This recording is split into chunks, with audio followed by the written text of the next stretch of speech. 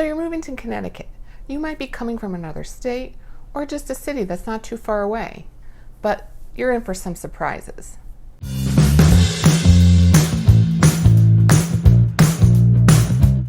Hi, I'm Stacy Olson with the Valentini team of William Ravis Real Estate, and on my channel, I'm going to teach you everything you need to know about living on the Connecticut coastline. Just a warning today, we have a little visitor. There are many things about living in Connecticut that come as quite a shock to people when they're moving here, whether you're coming from another state or even just moving from New York City into Connecticut. There's some things you might not be expecting. So it's something I like to call living in the countryside of Connecticut, and I'm going to tell you all about it. So first I'm going to start off with some of the things that might create unexpected expenses for you as a homeowner. Number one, having a well. Yes, some people will be like, what? Have a well? If you're living in the city, typically you're hooked up to the sewer system, so you don't have to worry about having a well. You get like a quarterly water bill that you pay to your local regional water authority or your town, and that's how you deal with your water supply. But when you're living in the country, you actually have a well. So this is where all your water comes from, right? When they build the house, they drill a well. A well can be 70 feet down, it can be 500 feet down, depending on where the water source is. But the problem with the well is that sometimes there's unexpected expenses. Yes, you don't get a quarterly water bill like you normally would if you were hooked up to a sewer line, but things can go wrong with a well. For example, I've known several people who had their well pump struck by lightning, and then it just stops working. So when your well pump doesn't work, that means you have no water. That's right, no water. So this isn't something you want to let hang out there for a week or two until you deal with it. Like, you have to get it fixed ASAP. So having a well pump fixed can run you between probably $1,500 to $3,000 depending on which company you go with. So that could be an unexpected expense. I always highly recommend my customers and clients get a well inspection when they are purchasing a home, because then someone comes in, they check the functioning well, make sure everything's good, they do perk tests on the water to make sure all the water is healthy, and it just gives you a better sense that this thing is functioning properly. But you could be dealing with some type of issue in the future, like I said, like it getting struck by lightning. You just never know. When you have a well, you typically have a septic system. So when you're living in the city, you don't deal with a septic system because you're hooked up again to the sewer lines in your town. So you don't need to deal with any of that. But when you live in the country and you have a septic system, that is where all of the household waste goes. After you flush your toilets, take a shower, run your faucets, all that stuff goes right to the septic system. So it's very important when you're looking to purchase a home that has one that you get it inspected.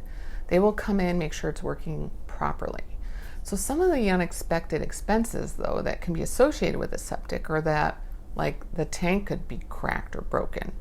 And having a tank replaced can be like $5,000 or $6,000. And even worse, if there's something majorly wrong with the septic, like the leaching fields aren't working properly, that can be like $30,000. Yes, it's a huge expense for a homeowner.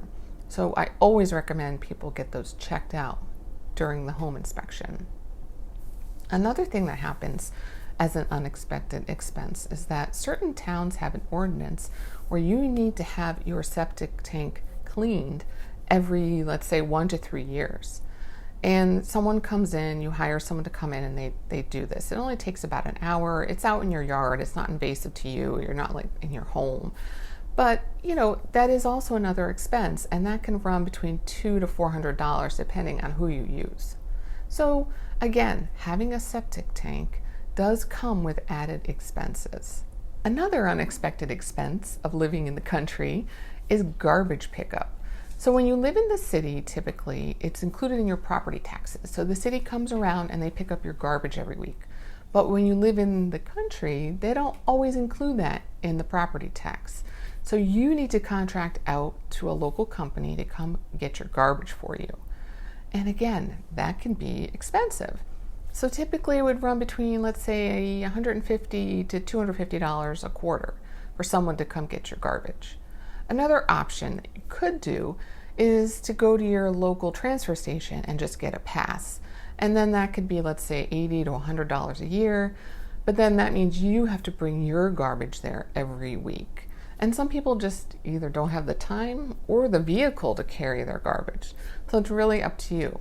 But again, this is something you need to think about when you're moving into Connecticut. Along with the garbage is the recycling. And usually the company that does your garbage pickup will also do your recycling. Or, again, you can go to your local transfer station and do it yourself. Connecticut is very strict with their recycling policy. We've been doing it for probably 30 years now. So it's something they take very seriously. And I know there's some states that still don't really have recycling programs, but Connecticut really has been doing it for a long time, and they're really on top of their game with it. Something you find in Connecticut is basements.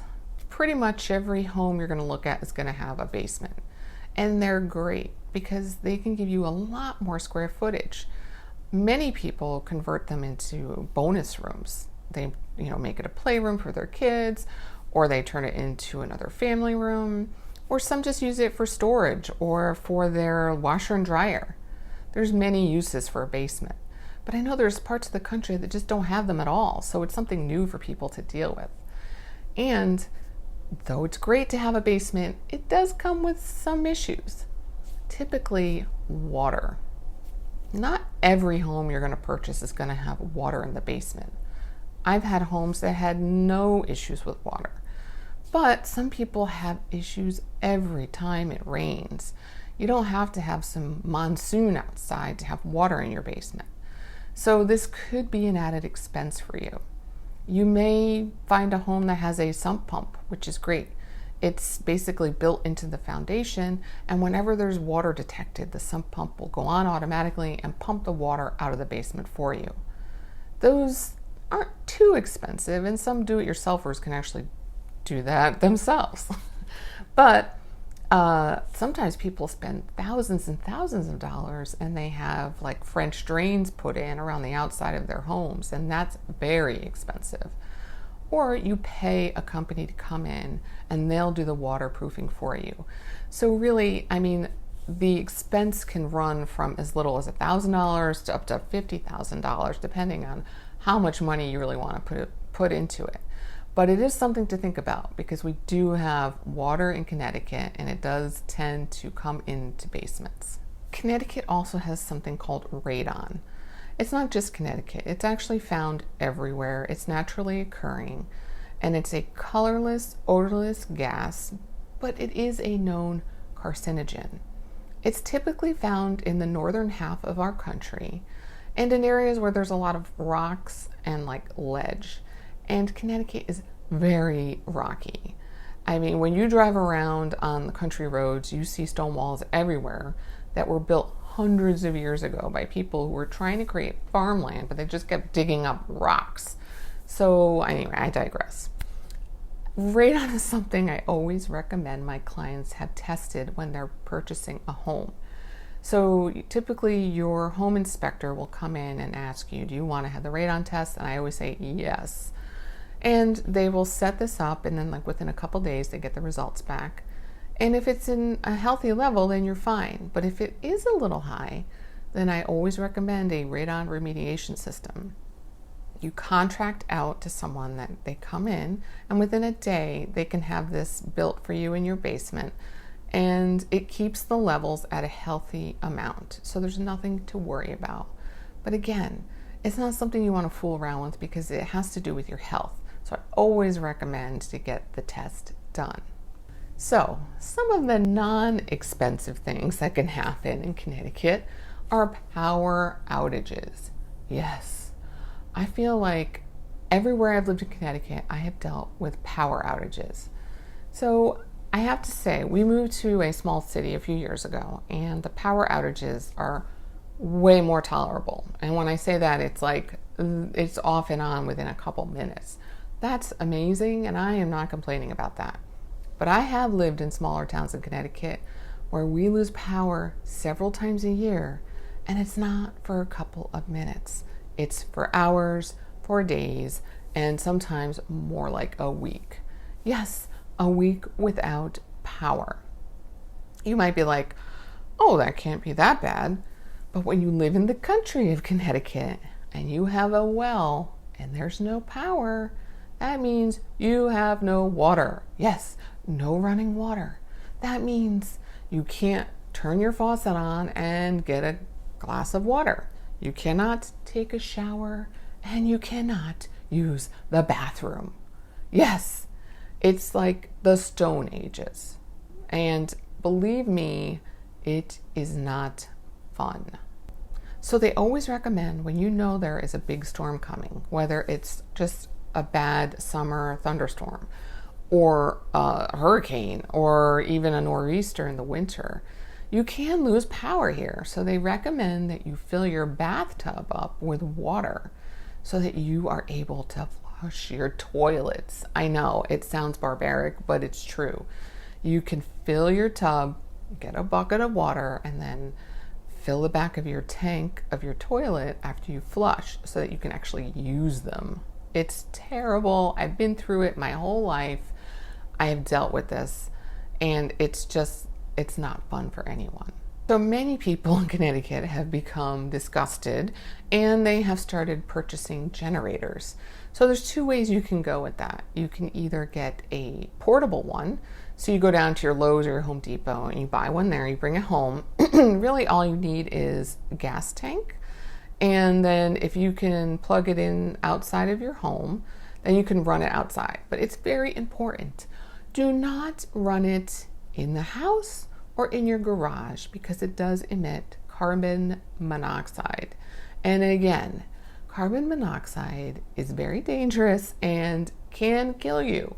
So you must run it outside. It cannot be in the house at all. Even if you have your garage door open, no, it needs to be out in the air to disperse all that carbon monoxide. Another option is people will have a permanent one installed. So you get an electrician to come to your house and they will basically hook up anything that you want to your generator. So that could be, important things, your fridge so you don't lose your food. You can hook up your furnace so you still have heat. Some lights, a couple lights in the house so you're not living in the dark. Maybe your TV if you're getting fancy. But, typically they will come in and that would be something that would kick on automatically when your power goes out. But those are not cheap. Those can probably run you 10 to 20 grand depending on how much you want to spend. So it's always like a cost-benefit analysis. You might lose power once a year for a week. Is it worth 20 grand? I don't know. It really depends. I know that I have lived through so many week-long no power situations in my life because I grew up my entire life in Connecticut. And you get to the breaking point sometimes where you just can't deal anymore. So you're willing to pay. But it's really a personal decision. And believe me, most homes do not have these permanent generators installed. Something you might have to deal with, depending on where you live, is if you're living on a private road in Connecticut, that means that the town will not do any plowing or any garbage pickup. So even if you're living in a town where they do your garbage pickup, they probably won't if you live on a private road. And plowing in the winter is a big deal. We get a lot of snow here in Connecticut, so you typically deal with this by having some type of neighborhood association where everybody chips in money every year into a fund, and then you all pay for your garbage and your plowing and any type of road maintenance that you might need. So if your private road gets some huge pothole in it, you all have to pay for that. Everyone that lives on that road has to contribute to fix that pothole. So this can also be an added expense. So if you're looking at a house on a private road, you need to think about this kind of stuff. So some of these expenses you probably wouldn't even consider, especially if you're moving from another part of the country or a city where you don't have to deal with any of this stuff. But if you're still thinking about moving to Connecticut, you should check out my video about the Connecticut shorelines. Did you know it's actually affordable?